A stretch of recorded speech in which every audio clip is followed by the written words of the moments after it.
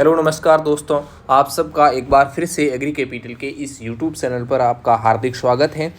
आज अपन इस आपके जो वन शॉट वीडियो है सॉइल साइंस का, इसमें बात करेंगे आपको कौन कौन से टॉपिक पढ़ने हैं और कौन कौन से इम्पोर्टेंट क्वेश्चन आपके इस एग्ज़ाम में आस्क किए जा सकते हैं, उन्हीं के ऊपर अपन डिस्कशन करेंगे। तो मैं जो भी इम्पोर्टेंट क्वेश्चन बता रहा हूँ और आपको ये पीडीएफ नहीं मिल रही है तो आप प्ले स्टोर से एग्री कैपिटल का ऐप डाउनलोड करो, वहाँ से आप इस पीडीएफ को ले सकते हो। और मैं इंपॉर्टेंट क्वेश्चन को बता रहा हूँ, उनको नोट करना और वीडियो को पूरा देखना। आपने पढ़ाई नहीं की है, मान लो सेमेस्टर पूरा ऐसे ही मौज मस्ती करी है, लेकिन अभी ये वीडियो देख लोगे और ये वीडियो अपने दोस्तों के साथ में शेयर ज़रूर करना, क्योंकि मैंने इस वीडियो बनाने के पहले 3 से 4 घंटा डिटेल स्टडी करी है आपके किस तरीके से एग्जाम में क्वेश्चन आस्क किए जा सकते हैं। तो उन पे ये वीडियो पूरा बेसिस है, ठीक है। सबसे पहले चैप्टर 1 है आपका मृदा की परिभाषा के रिगार्डिंग। तो आपको पहला ही क्वेश्चन डेफिनेशन के रूप में सॉइल क्या है, मृदा की परिभाषा क्या है, वहाँ से पूछा जा सकता है। और आपका फिल द ब्लैंक्स के अंदर ये क्वेश्चन भी आस्क किया जा सकता है कि सॉइल किस लैंग्वेज से लिया गया वर्ड है। तो इस बात का ध्यान रखना। मैं यहाँ पे 1 बाय 1 कौन कौन से क्वेश्चन आस्क किए जा सकते हैं उसी के बेसिस पे आपको ये पीडीएफ पूरी एक्सप्लेन करके बताने वाला हूँ। तो आपका फर्स्ट से 2 क्वेश्चन आप निकल रहे हैं, मृदा की परिभाषा और ये वर्ड कहाँ से लिया गया, इसका मीनिंग क्या है, ठीक है। उसके बाद में आपका ये डेफिनेशन है एक स्पेसिफिक साइंटिस्ट के अकॉर्डिंग आपको याद रखनी है। साइंटिफिक परिभाषा आपको लिखनी है मृदा की। यदि कोई भी लिखो तो आप इंग्लिश में लिखना चाहो तो इंग्लिश में भी है और हिंदी में लिखना चाहो तो हिंदी में भी है, ठीक है। उसके बाद में अपन नेक्स्ट बात करते हैं। ये एक परिभाषा आपको याद रखनी है, आधुनिक या पुरानी कुछ भी कहो, एक परिभाषा आपको याद रखनी है। मृदा विज्ञान की ब्रांचेज के रिगार्डिंग क्वेश्चन आपको आज किया जा सकता है तो याद कर लेना, लेकिन मेरे अकॉर्डिंग इंपॉर्टेंट ये बात है कि पेडोलॉजी और इडेपोलॉजी क्या है, इसकी डेफिनेशन आप स्पेशली याद कर लेना। पेडोलॉजी के अंदर किसका यह अध्ययन किया जाता है और इडेपोलॉजी के अंदर किसका अध्ययन किया जाता है, ठीक है। उसके बाद में सॉइल केमिस्ट्री का ध्यान रखना और सॉइल केमिस्ट्री के फादर कौन है ये भी आप ध्यान रखना, ठीक है। यहाँ से यही क्वेश्चन आस्क किए जाएंगे आपको, इडेपोलॉजी, पेडोलॉजी और सॉइल केमिस्ट्री की परिभाषा और इसके फादर कौन है, ठीक है। उसके बाद में आपका सॉइल कंजर्वेशन क्या है, मृदा संरक्षण क्या है, तो ये भी आपको ध्यान रखना है। मृदा संरक्षण के रिगार्डिंग मृदा संरक्षण का याद रखना है। उसके बाद में आपको ये क्वेश्चन आस्क किया जा सकता है कि सॉइल एक नेचुरल बॉडी है, इसको एक्सप्लेन करना है, ठीक है। ये क्वेश्चन बहुत बार एग्जाम के अंदर पूछा जाता है कि सॉइल एक आपकी नेचुरल बॉडी है, तो इसको आप एक्सप्लेन करिए, समझाइए, इस पे प्रकाश डालिए, ठीक है। तो इसको यहाँ से आप पढ़ के लिख देना है, ठीक है। नेक्स्ट अपन बात करेंगे, नेक्स्ट चैप्टर पे आ जाते हैं सीधा। इंपॉर्टेंट क्वेश्चन के अकॉर्डिंग ही अपन इस पीडीएफ को आपके सामने एक्सप्लेन करेंगे। Soil forming rocks, minerals and soil development, यानी कि मृदा निर्माणक चट्टान, खनिज तथा मृदा विकास। सबसे पहले तो आपको याद रखना है कि चट्टानें क्या है, इसकी डेफिनेशन पूछेंगे। मिनरल्स, खनिज क्या है, ये भी आपको पूछे जाएंगे, ठीक है। और रॉक्स एंड मिनरल्स में आपका डिफरेंस भी आपसे पूछा जा सकता है, ठीक है।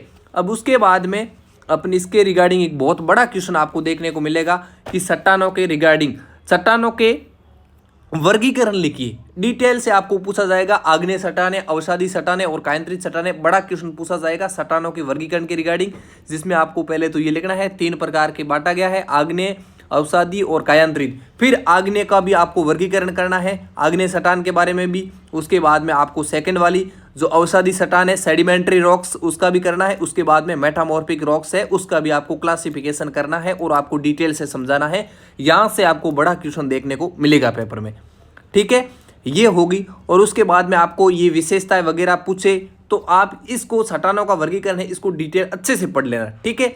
यहाँ से आपका क्वेश्चन 101% आस्क किया जाएगा। और आपका सेक्शन बी में भी यहाँ से क्वेश्चन पूछा जाएगा, कोई एग्जाम्पल दिया जाएगा कि ये एग्जाम्पल कौन सी चट्टान का है, तो यहाँ से क्वेश्चन पूछा जाएगा और जो मैं बता रहा हूँ वहीं से क्वेश्चन आने वाले हैं, ठीक है। जैसे ये दे रखा है कि मूल चट्टान है, किससे ये चट्टान बनी है, ग्रेनाइट के मूल चट्टान है, फिर उसकी रूपांतरित चट्टान से क्या बना है, नीस बना है, शिस्ट बना है, अभ्रक से, कोयला बना है, पीट से, संगमरमर बना है, लाइमस्टोन से। ये आपके यहाँ से क्वेश्चन आस्क किए जाने की पूरी संभावनाएं हैं, ठीक है। अब नेक्स्ट अपन बात करेंगे सॉइल डेवलपमेंट के रिगार्डिंग।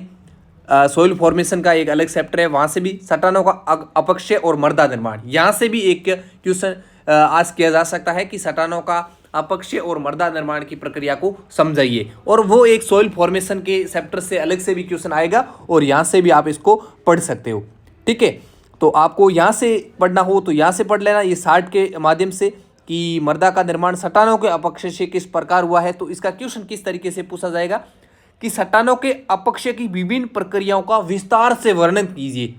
ठीक है, आपको ये पूरा लिखना है। चट्टानों का अपक्षय पूछे तो वेदरिंग ऑफ रॉक्स का पूछे अपक्षय तो पूरा डिटेल से लिखना है, भौतिक, रासायनिक और जैविक, ये क्वेश्चन आज किया जाता है। ठीक है, इसको भी आपको अच्छे से पढ़ना है। नेक्स्ट अपन बात करते हैं अगले चैप्टर पे। शॉर्ट क्वेश्चन कौन कौन से पूछे जा सकते हैं वो भी मैं आपको साथ साथ में बताता जाऊंगा।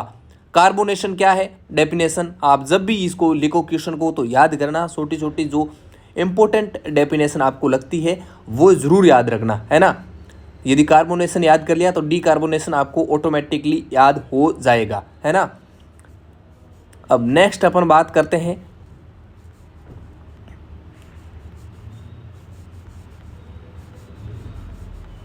मृदा निर्माण, सॉइल फॉर्मेशन का। मैंने आपको पहले ही बताया था कि मृदा निर्माण क्या है या मृदा निर्माण की प्रक्रिया को समझाइए तथा इसके प्रोसेस लिखिए। मृदा निर्माण के जो भी मृदा निर्माण क्या है पहले तो इसको आपको समझाना है, डेफिनेशन के रूप में लिखना है। उसके बाद में मृदा निर्माण के सॉइल फॉर्मिंग के प्रोसेस कौन से हैं वो प्रोसेस आपको बताने हैं। उसके बाद में नेक्स्ट इसके ये प्रोसेस जो भी दे रखे हैं ये वेरी इंपॉर्टेंट है आपका। यूमिफिकेशन हो गया, इसका आ सकता है डेफिनेशन के रूप में भी आ सकता है। ये जो आपका पाइलोलाइजेशन हो गया, लेटराइजेशन हो गया, कैल्सिफिकेशन हो गया, यहाँ से क्वेश्चन 101% आज किया जाता है। और इस क्वेश्चन को अच्छे से याद कर लेना कि मृदा निर्माण क्या है, इसके प्रोसेस क्या है और इसके प्रभावित करने वाले कारक कौन से हैं। स्पेशली जो इसके प्रोसेस हैं, इस प्रोसेस के अंदर जो विशिष्ट प्रक्रम लिखे हुए हैं उनको अच्छे से पढ़ना। पेडोटर्पेशन हो गया, ये जो आपको मैं 8 पॉइंट लिखे हुए हैं ना, इन 8 पॉइंट में से क्वेश्चन आज किया जा सकता है। यहां से एक बड़ा क्वेश्चन तो आज किया जाएगा लेकिन यहां से और छोटा क्वेश्चन भी बन सकता है, तो यहां से आपको ये पढ़ना है। यही तो मैं बता रहा हूं कि हम वन शॉट वीडियो के माध्यम से वही चीज पढ़ाएंगे जो आपके एग्जाम में आने की 100% पॉसिबिलिटी बने। तो इस चीज को आप अच्छे से याद कर लेना। यदि आपको ये पीडीएफ नहीं मिल रही है, एग्री कैपिटल का प्ले स्टोर से ऐप डाउनलोड करो और वहां से इस पीडीएफ को, बीएससी ऑनर्स एग्रीकल्चर वाला कोर्स है, वहां से आप इस पीडीएफ को परचेज कर सकते हो। ठीक है, बहुत हमें अच्छे से मेहनत करके बनाई दोस्तों। और मैं पूरा आपको जो भी आपका कोर्स है, ये कैल्सिफिकेशन का मैंने पहले ही बोला था, इसको अच्छे से याद कर लेना। पूरा ये मृदा निर्माण वाला प्रोसेस है ना, इसको अच्छे से पढ़ना। ठीक है, पेडोटर्पेशन क्या है ये डेफिनेशन। उसके बाद में मैंने बोला ना कि मृदा निर्माण को प्रभावित करने वाले कारक कौन से हैं, factor affecting of soil formation. ठीक है, तो ये भी आपको याद रखना है। और ये क्वेश्चन आपका शॉर्ट क्वेश्चन के अंदर पूछा जा सकता है कि जेनी के अकॉर्डिंग जो सॉइल फैक्टर दिया गया है, जेनी ने एक फॉर्मूला दिया था, वो फॉर्मूला क्या है आपसे आज किया जा सकता है शॉर्ट क्वेश्चन के अंदर, तो थोड़ा बहुत याद कर लेना, है ना। तो शॉर्ट क्वेश्चन का हो गया। अब नेक्स्ट चैप्टर की तरफ बढ़ते हैं, आपको बताते हैं अगले चैप्टर में से किस तरीके के क्वेश्चन आपके आ सकते हैं। अगला है मृदा प्रोफाइल। सीधा सा बात याद रखना कि शॉर्ट क्वेश्चन में पूछा जा सकता है सॉइल प्रोफाइल क्या है, मृदा प्रोफाइल क्या है, मृदा परिषेदिका क्या है, इसकी डेफिनेशन आपसे आज की जा सकती है। सर इससे बड़ा क्वेश्चन आए तो क्या आ सकता है? इससे यदि बड़ा क्वेश्चन आए तो आपको पता है ना, सॉइल के जो डिफरेंट हॉरिजन्स है, ठीक है, उन हॉरिजन्स को एक्सप्लेन कीजिए। सचित्र, आपको एक चित्र बनाना है और चित्र के माध्यम से सॉइल हॉरिजन को अच्छे से एक्सप्लेन करना है। ठीक है, तो ये क्वेश्चन आपसे आज किया जा सकता है कि मृदा के जो भी हॉरिजन्स है उसको अच्छे से एक डायग्राम के माध्यम से बताओ कौन सा कहाँ पे है और उसके बाद में उसका अच्छे से एक्सप्लेन करो। यहाँ से यही क्वेश्चन आज किया जा सकता है। तो ये आपको मृदा प्रोफाइल के रिगार्डिंग एक क्वेश्चन यहाँ से बनता है। ठीक है, अब नेक्स्ट अपन बात करेंगे, ये तो मृदा प्रोफाइल वाला हो गया। कंपोनेंट्स ऑफ सॉइल, मृदा अवयव क्या है? मृदा अवयव के बारे में आपको पता है, आपने 12th की क्लास में पढ़ा होगा एक चार्ट के माध्यम से, तो वहाँ से इसमें से आपको छोटा क्वेश्चन आज करने की 100% पॉसिबिलिटी बनती है। ठीक है, और इसको आप थोड़ा सा पढ़ लेना। और ये छोटे क्वेश्चन में आपको खनिज पदार्थ कितना होता है, कार्बनिक पदार्थ कितना होता है, मृदा वायु कितनी होती है और मृदा जल कितना होता है, ये चीज़ आपको याद रखनी है। और ये 12th की क्लास में दे रखा है एक चार्ट बना के, तो ये चीज़ आपको पढ़नी है। मृदा के भौतिक गुण कौन से हैं। ये चीज़ आपको एक बार आप रीड करोगे ना, आपको पता चल जाएगा कि मृदा के भौतिक गुण कौन कौन से हैं। तो इसको यदि आप, मैं तो कह रहा हूँ एक बार थोड़ा सा रीड कर लोगे तो भी आपको याद हो जाएगी। ठीक है, सेल्ट क्या है, कले क्या है, सोइल टेक्सचर और सोइल स्ट्रक्चर 100% आपको पूछा जाएगा। सोइल टेक्सचर और सोइल स्ट्रक्चर, इनमें से एक क्वेश्चन आपको पूछा ही जाएगा। ठीक है, मृदा संरचना क्या है परिभाषित कीजिए और इसके प्रकार को समझाइए। ठीक है, या सोइल टेक्सचर क्या है और सोइल स्ट्रक्चर क्या है, दोनों के बीच में डिफरेंस बताइए। ये क्वेश्चन भी यहाँ से आपको आस्क किया जाएगा, तो इसको अच्छे से पढ़ लेना दोस्तों। जो मैं आपको बता रहा हूँ, ठीक है, वो क्वेश्चन आपको यहाँ से पढ़ना है। स्ट्रक्चर क्या है और टेक्सचर क्या है, डेफिनेशन पूछा जा सकता है, अंतर पूछा जा सकता है, और जैसा मैंने क्वेश्चन बताया उसके अकॉर्डिंग भी आपको आस्क किया जा सकता है। स्ट्रक्चर की कौन कौन प्रकार की स्ट्रक्चर होती है, प्लेटी, प्रिज्म, ब्लॉकी, गोलाकार। ठीक है, उसके बाद में ये वर्ग दे रखे, इतना आपको डिटेल में जाना नहीं है, आपको जितना आस्क किया जाए उतना ही लिखना है। क्योंकि बहुत सारे स्टूडेंट्स का ये भी क्वेश्चन आता है कि सर हमारे पेपर में क्वेश्चन पीछे रह जाते हैं, हम पूरा पेपर नहीं कर पाते हैं। ठीक है, तो इसका एक ही रीज़न है, आपको जो क्वेश्चन में आस्क किया जा रहा है उतना ही लिखो और थोड़ा अपना स्पीड को बढ़ाओ, क्योंकि आपको पता आपने लिखा नहीं है इसलिए आपका ऐसा हो रहा है। ठीक है, तो थोड़ा अपने लिखने की स्पीड है उसको भी बढ़ाओ। स्पीड नहीं बढ़ाओगे तो आप पूरा पेपर कैसे कर पाओगे। तो अपने लिखने की थोड़ी बहुत स्पीड को भी पेपर में बढ़ाना है। ऐसा किसी भी स्टूडेंट का ये मुझे सुनने को ना मिले कि मेरा पेपर में पूरे क्वेश्चन नहीं हुए। पोरोसिटी क्या है, सरंध्रता क्या है, इसकी डेफिनेशन याद कर लेना है ना। पोरोसिटी क्या है और इसकी डेफिनेशन आपको याद रखनी है।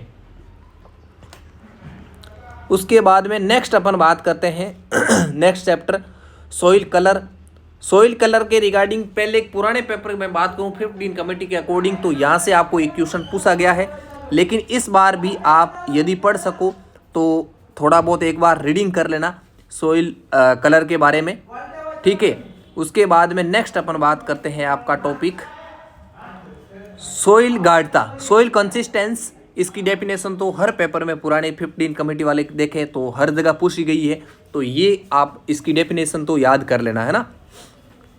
यहाँ से क्वेश्चन आस्क किया जाता है आपके पेपर में। एक क्वेश्चन यहाँ से और है जो मैं आपको बताऊंगा शॉर्ट क्वेश्चन के रूप में।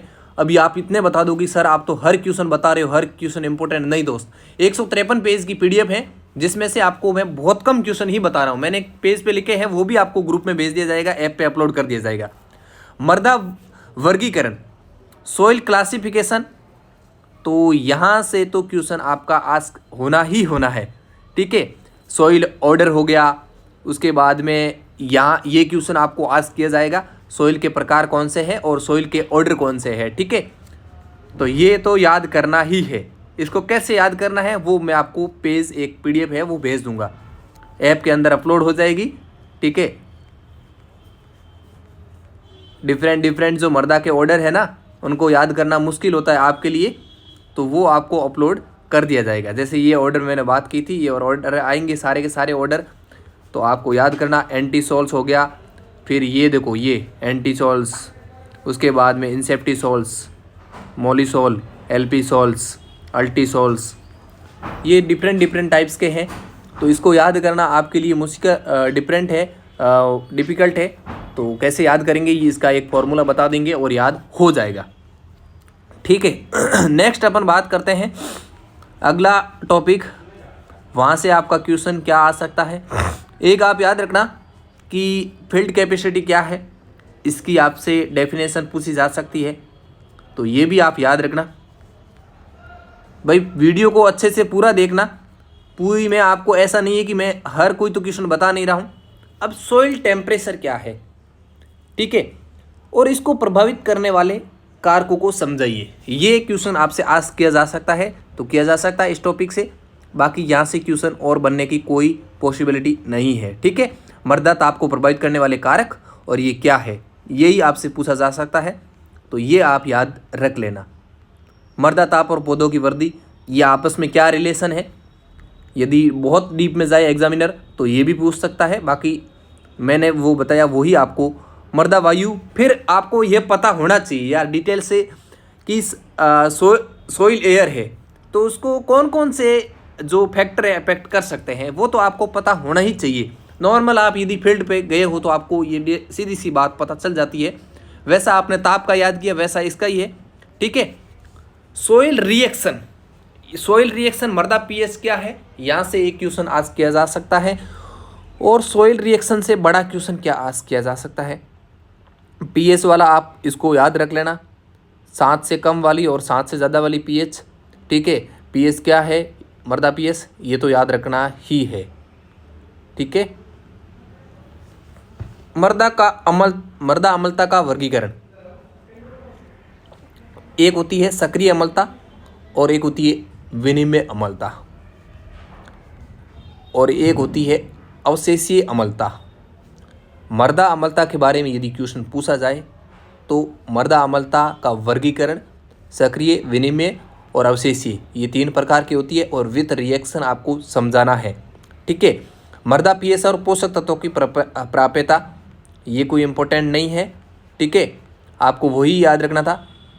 अब यहाँ से ये है आपका उभय प्रतिरोधक, यानी कि बफर्स क्या है, बफर्स की डेफिनेशन और इसके करैक्टर क्या है बफर्स के, और बफरिंग क्या है मृदाओं में अभ्य प्रतिरोधन की एक्सप्लेन कीजिए। ये क्वेश्चन भी आपसे यहाँ से आस्क किया जा सकता है, ठीक है। उसके नेक्स्ट टॉपिक पे अपन चले जाते हैं, कोलॉइड्स क्या है, सॉइल कोलॉइड्स क्या है, इसके प्रॉपर्टीज को एक्सप्लेन कीजिए। ये क्वेश्चन आपको याद करना है अच्छे से।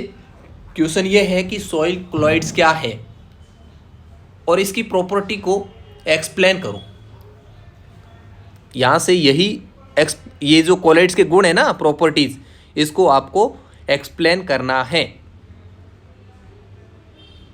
और यदि वर्गीकरण पूछे तो भी आपको याद करना है। ये क्वेश्चन यहाँ से आज किया ही जाएगा, सॉइल कोलॉइड्स के अंदर से एक क्वेश्चन आपको पूछा जाएगा तो अच्छे से। और अब आता है आपका शॉर्ट क्वेश्चन, 1:1 टाइप वाले मिनरल्स का बताइए, एग्जाम्पल लिखना है। 2:1 वाला आपको बताना है, 2:1 वाला, ठीक है। उसके बाद में आपको 2:1 वाला टाइप जो नॉन एक्सपेंडिंग खनिज है, 2:2 वाली, ये आपको याद रखनी है।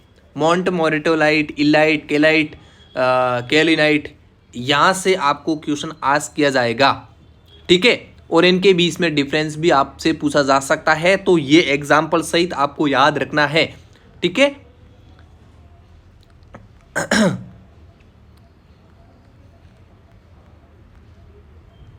मृदा की धनायन विनिमय क्षमता, और एक होती है कैटायन और एक होती है एनायन, ये भी आपको याद करना है। कैटायन एक्सचेंज और anion exchange capacity of soil, ये क्वेश्चन भी आपको अच्छे से याद करना है। अब सी धनायन विनिमय को प्रभावित करने वाले कारक मैंने पहले से बता दिया कि आपको कैटायन और एनायन को पढ़ना है और इसको अफेक्ट करने वाले कौन कौन से फैक्टर्स हैं वो भी आपको याद करने हैं। धनायन और ऋणायन में से हो गया, यहाँ से क्वेश्चन आज किया जाता है। Soil organic matter, soil organic matter आप अच्छे से खुद भी लिख सकते हो और यहाँ से क्वेश्चन आए तो इतना कोई इंपॉर्टेंट है नहीं, आप खुद इसको लिख सकते हो, ठीक है।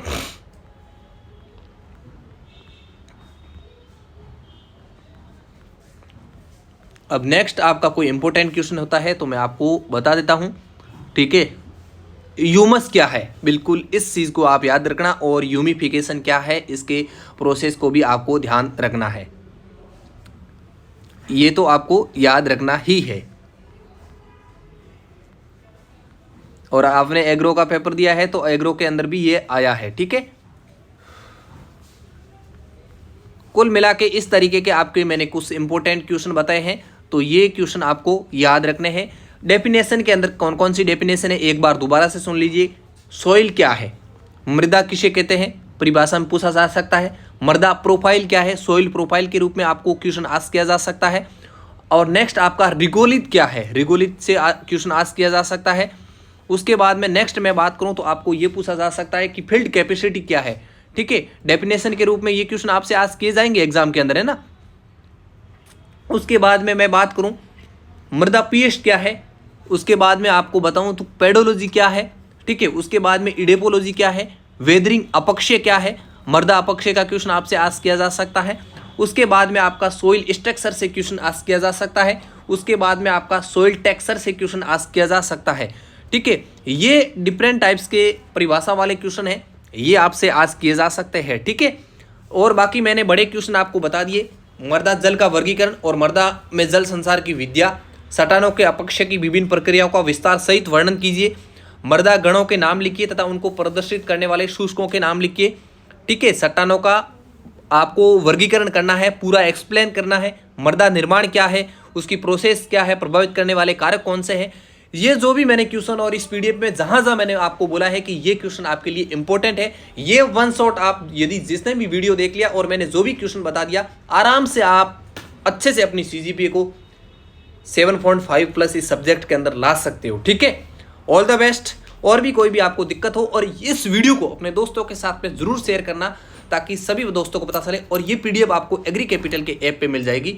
मिलते हैं किसी नए वीडियो में, तब तक के लिए स्वस्थ रहें, मस्त रहें, देखते रहिए एग्री कैपिटल का YouTube channel. Thank you very much.